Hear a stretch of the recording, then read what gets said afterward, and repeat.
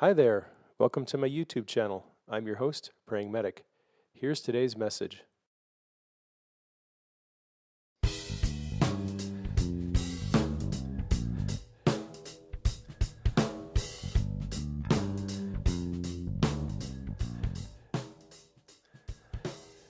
Hi, I'd like to welcome you to our show. I'm your host, Praying Medic. We're talking about life as a child of God and all things related to His kingdom. Thanks for joining us. If you're a new listener to the show, you can find articles and books and other resources on my website, www.prayingmedic.com. Now let's jump into this week's show.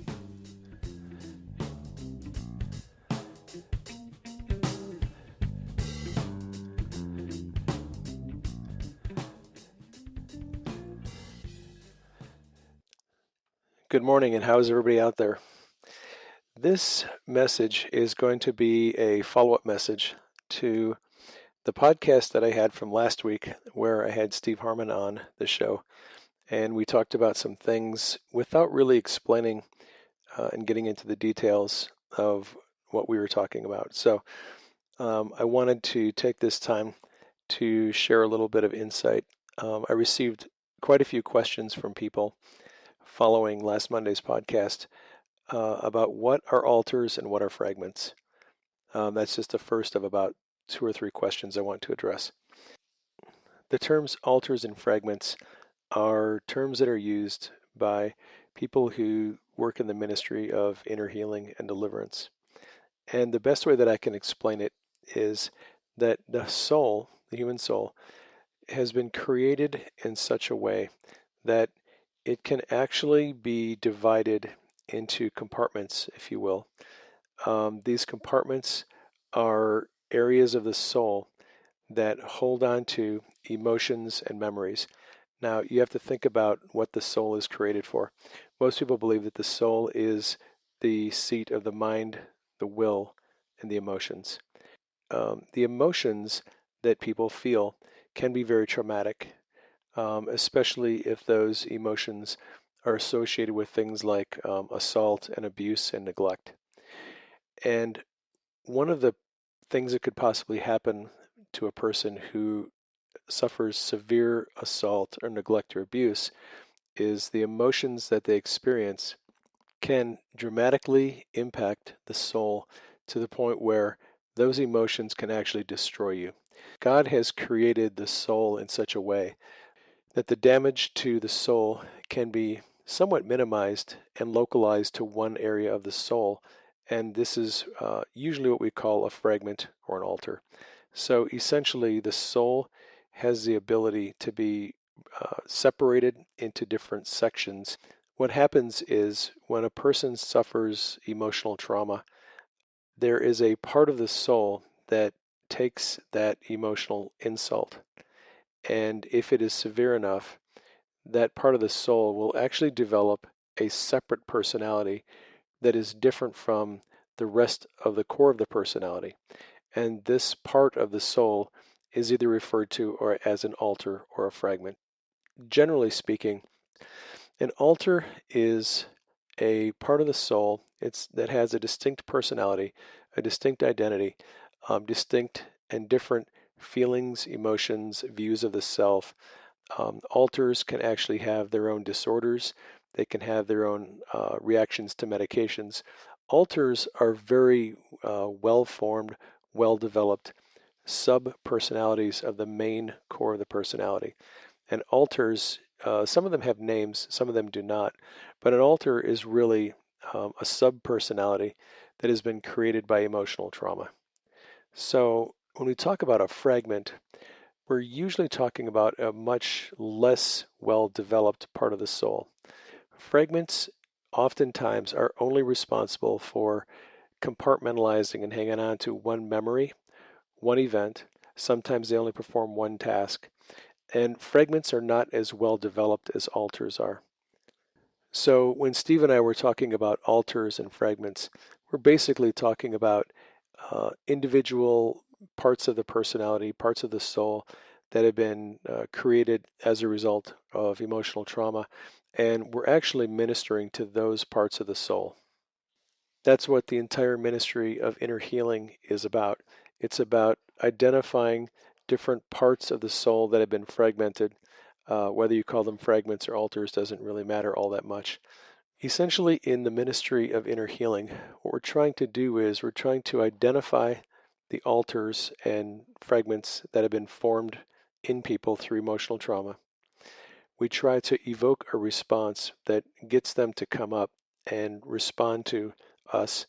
We generally introduce them to Jesus and have Jesus heal them, minister to them, or whatever he wants to do with them. I also received several questions from people by email about Steve's reference to claiming your healing and discussion about the Word of Faith movement and how he was kind of, saying that this is a problem that we have where we continue to say that we're healed and claiming our healing and not seeing the kind of fruit from this experience that we probably should. So there was quite a bit of misunderstanding that people had over this, and I'd like to explain that a little bit if I could. I think what Steve was actually getting at is the idea that some of us have been trained to claim our healing, to stand in our healing, to believe that we're healed. And like he said, he goes, look, I understand what you're doing. You're trying to deny the enemy access, and you're trying to believe that you're healed before you see it manifest. And I've actually done this myself, and my wife has done it. But I think what Steve was getting at is we have to be certain that what we're doing, anything that we do that has to do with healing, is not simply us acting like a parrot, repeating things that people have told us to say. That if we're actually going to be standing on our healing or declaring our healing, that it is actually something the Holy Spirit has asked us to do or has directed us to do. And this is where I think Steve was kind of trying to illustrate a point is there's a huge difference between sincerely believing in your heart that you are really healed and refusing to believe that the enemy has anything on you, and the act of saying something that you've heard other people say just because they told you to say it. We don't actually apprehend healing by what we say. We apprehend healing by what we believe. And sometimes what we believe and what we say are two different things. We might be saying with our mouth that we're healed and by his stripes we're healed, but we can also be believing in our heart at the same time that we're not really healed. And if that's the case, then our words are simply us just repeating phrases that we've been told to say. Simply repeating phrases that you've been taught to say is not enough to bring healing to someone. You actually have to believe it in your heart and you have to apprehend it by faith. Otherwise, if you're saying it, all you're doing is repeating a phrase that you've heard somebody else say. And that's what Steve was referring to is we can get into a mindset where we're just repeating phrases, repeating things we've heard people say, and we don't actually understand uh, in the spirit what is going on, what the dynamic is. And sometimes the Holy Spirit hasn't actually asked us to do that. I mean, I'm guilty of this. I have a pattern of prayer that I use when I'm praying for people to be healed. And it's easy for me to fall into this pattern. But the most effective way that I pray is when I close my eyes, let my soul kind of relax, and listen to what the Holy Spirit is telling me and see what He's showing me. And when I pray from what the Holy Spirit is revealing, I have much better success at getting people healed or getting myself healed. So that's the relational aspect of healing. And I think really what Steve was getting at is we really need to be relational in our ministry of deliverance and healing and not fall into these mindsets and habits of repeating phrases just because that's what we've been taught to say. I received another question from a woman who wanted to know more about the sexual spirits, the incubus and succubus. Apparently, she's been having some of these attacks and didn't understand where it was coming from.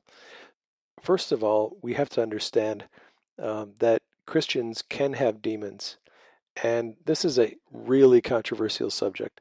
And I'm not going to go into all the details and defending my views of whether Christians can have demons or not in this message anyway. I might do that at some point in the future. But for today, I would just like to say I do believe Christians can have demons. I believe Christians can have demons of every different sort. And I really believe this mostly because that's been my experience. It's extremely rare when I pray with someone that I don't see some kind of demon, either seeing it in the spirit or the Holy Spirit reveals something about a spiritual being that's there. It's very common. It's nothing to be freaked out about.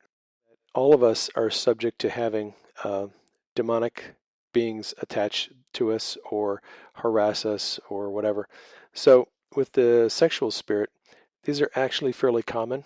And it's my belief that most, if not all of the spirits that we encounter that uh, forms some kind of attachment to us come into our life because we have some kind of a door open in our soul that allows them to come in, and there is something going on in our soul that is creating an opportunity for that spirit to be there. With a sexual spirit, for example, there's usually some, it could be an emotional wound in our soul that has something to do with uh, sexual assault or abuse from our childhood. And if we've never been healed of that, what happens is you have a fragment or an altar that's formed. It's the fragment or the altar, the part of our soul that actually is the place where the demon is doing the work. And it's my belief that if we have the fragments and altars healed and integrated, we remove the place of weakness in our soul and we remove the opportunity for demonic spirits to harass us and cause problems. So, what most people need is a combination of emotional healing and deliverance. Probably the simplest and most effective way to deal with demons is to get the parts of our soul uh, that are wounded healed, to get the altars healed, to get the fragments healed. Because once they're healed, that takes away the opportunity for demons to come and attack us. And I think with that, we'll bring this show to a close. I just wanted to clarify a couple of points from last week's message. Thanks again for listening, and I'll catch you next week. Well, folks, that is our show for today. I hope you enjoyed it. Thanks for dropping by. If you're new to the podcast and you haven't been to my website, you might drop by and check out the articles I have there. If you have any questions or comments about the show, you can contact me at admin@prayingmedic.com. That's ADMIN at prayingmedic.com.